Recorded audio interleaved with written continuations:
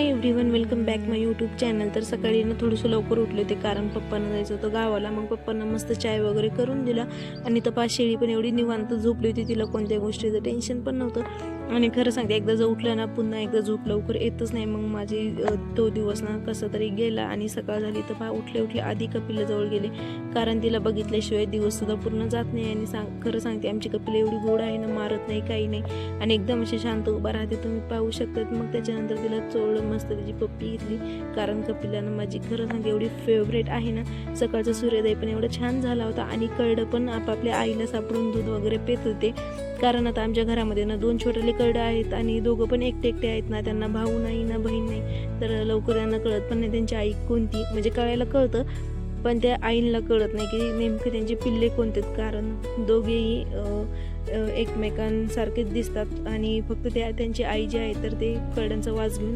पिल्लांना ओळखतात। मग इथं पहा मस्त मेथी वगैरे टाकली होती, मेथी पण खूप छान आली होती आणि लसण जो लावला होता ना तो पण आता उगायला चालू झालेला आहे आणि छोटे छोटे कोंब पण आलेले आहे जे तुम्हाला दिसत आहे।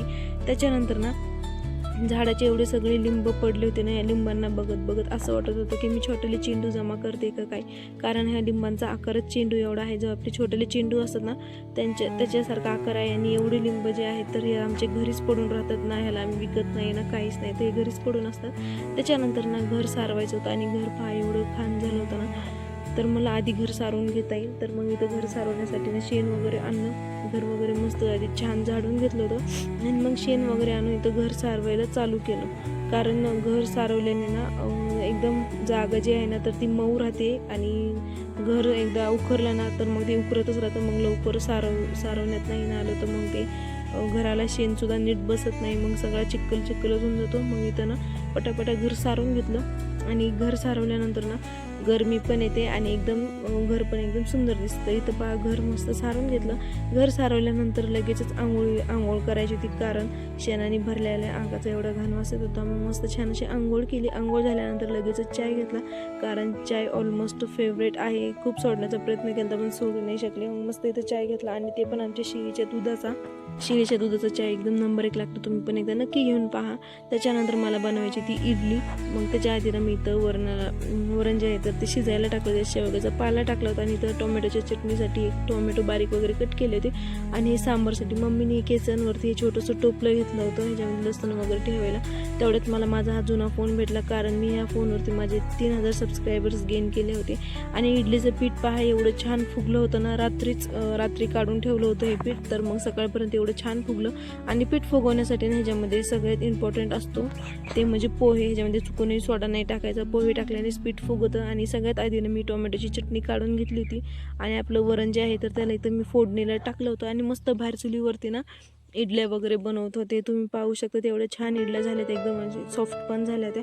त्याच्यानंतर ना आमच्या मांजरीच्या पिल्ल्याने ह्या पारव्याला मारून टाकलं, कारण मांजरी ह्या अशा असतात ना, त्यांना शिकार केल्याशिवाय काही जमत नाही आणि आपण त्यांना रोखूही नाही शकत, म्हणजे थांबू पण नाही शकत, तर त्यांनी त्या पारव्याला मारून टाकलं होतं। आणि मग इथं मस्त मी ताट वगैरे वाढून घेतलं आणि इडली सांबार खायला बसले होते, कारण खायची होती पप्पांना इडली सांबार, पण तेवढ्यात पप्पा गेले होते गावाला, त्याच्यामुळे पप्पांना काही जमलं नाही खायला। आणि मग शेतामध्ये आल्यानंतर ना इथं पण आमच्या गाईच्या अंगावर हा बगळा येऊन बसला होता, जो एवढा क्यूट होता ना, खरं सांगते गाय पण मस्त आराम केसात थांबली होती, तिला पण काही टेन्शन नव्हतं। तर मग हा बगळा पण मस्त गाईच्या अंगावर येऊन बसलेला होता आणि मस्त इकडे तिकडे बघत होता।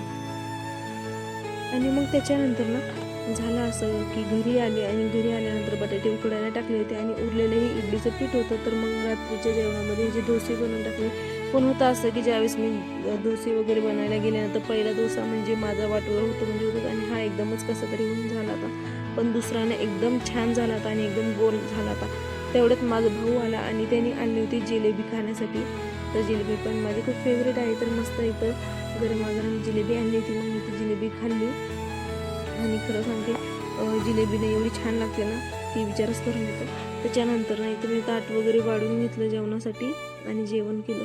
आणि झालं होतं असं की आभाळ पण एवढं आलं होतं ना आणि तेवढ्यातच पाऊस चालू झाला, आता कळतच नाही नेमकं कोणता ऋतू चालू आहे, हिवाळा चालू आहे की पावसाळा, कारण 4-5 वाजले की पाऊस येतो म्हणजे येतो आणि संध्याकाळची थंडी तर एवढी वाजायला चालू होते आणि सकाळी आला तर थोडंफार ऊन, नाही तर मग असं वाटायला लागलं की पूर्ण पावसाचा दिवस चालू होता. कंटिन्यू 1 वर्ष तर झालं पाऊस चालूच आहे आणि त्याच्यासाठीच आमच्या गाईसाठी इथं बसायला थोडंसं हे थपडाचं नियोजन केलं होतं. आणि लकी पहा मस्त बॅगवर बसल्या बसल्या एकटक माझ्याकडे बघत होता आणि मग मस्त इथं शेळीच्या दुधाचा गुळाचा चाय बनवला आणि रात्रीच्या जेवणामध्ये बनवली होती ही भेळ. कारण मी तुम्हाला सांगितलं होतं की बुधवारच्या दिवशी आमची इथं भेळ होती म्हणजे होती. आणि मग थोडीशी पात्राची भाजी पण बनवली होती. तुम्ही म्हणताल हा एवढं मोठं सगळं खायचं तरी, कारण माझे 2-3 दिवसाचे जे ब्लॉग आहे तर ते मी ह्याच्यातच एकत्र केलेले आहेत. कारण माझ्या शेतीशिवाय आणि घराशिवाय तुम्हाला दाखवण्यासारखं काहीच नाही आहे. त्याच्यामुळे ना माझ्याकडे जेवढा पण टाईम मला असतो थोडं तर मी तेवढंच शूट करून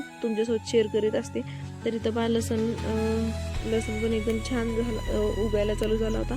आणि मग जेवण झालं ना आम्ही फेरी पण मारत असतो. मग फेरी वगैरे मारून घराकडे आलो. पण कुकीला वाटलं आधी मी कोण आहे, आधी मला बघितलं आणि मगच आडायला लागला. आणि मग झालं होतं असं की सकाळी ना माझ्या बहिणीला जायचं होतं हॉस्टेलला आणि मग ती पण चालली होती. मग माझ्या बहिणीला बाय केलं. आणि खरं सांगते ज्यावेळेस बहीण घरी असते ना आमच्या दोघींचं कधी जमतच नव्हतं. पण जेव्हापासून ती हॉस्टेलला गेली ना तिच्याशिवाय करमत पण नाही आणि एकदम एकटी पडल्यासारखं झाले. आणि मग बहिणीला वाटं लावलं आणि त्याच्यानंतर ना कपिलाला घेऊन शेतामध्ये आले. आणि इथं पहा कपिला मस्त मनसोक्त खात होती. आणि कधी असं होतं की गायांना सुद्धा नवीन जागेवर थोडंसं वेगळंच वाटतं. त्याच्यामुळे नवीन गाईपासून पण थोडं जपूनच राहावं लागतं. मग इथं काय घरी आल्यानंतर कपिलाला तिथं चरायला बांधलं आणि मग शाळेंना पण घरी चारायला घेऊन जायचं होतं. आणि झालं होतं असं की माझी आत्या पण आली होती पप्पांना ओवळण्यासाठी, आय मीन भाऊबीज सेलिब्रेट करण्यासाठी. मग इथं ना आत्यांनी पप्पाला ओवळून घेतलं. त्याच्यानंतर ना माझ्या भावाला ओवाळलं आणि भावाला ओवळून झाल्यानंतर मग आम्ही सर्वजण जेवण करणार होतो. कारण आम्हाला जेवायलाच खूप थोडासा टाईम झाला होता. मग इथे जेवणामध्ये ना मम्मीने भरपूर काही बनवलं होतं जे तुम्हाला दिसत आहे. त्याच्यानंतर जेवण वगैरे झालं आम्ही शेतामध्ये आलो. पण आज ना कपिलाला माहिती नाही नेमकं काय झालं, तिने एकदम येड्यासारखं करत होती आणि तिला सांभाळायचं पण मला एकदम भीती वाटायला लागली. तिला म्हणलं होतं पाणी पाजायला घेऊन जावं, पाणी पाजायला सोडलं पण ती एकदमच उड्या खात होती. चला मग माझ्या ब्लॉगचा एंड इथंच करते. व्हिडिओ आवडल्यास सबस्क्राईब करा.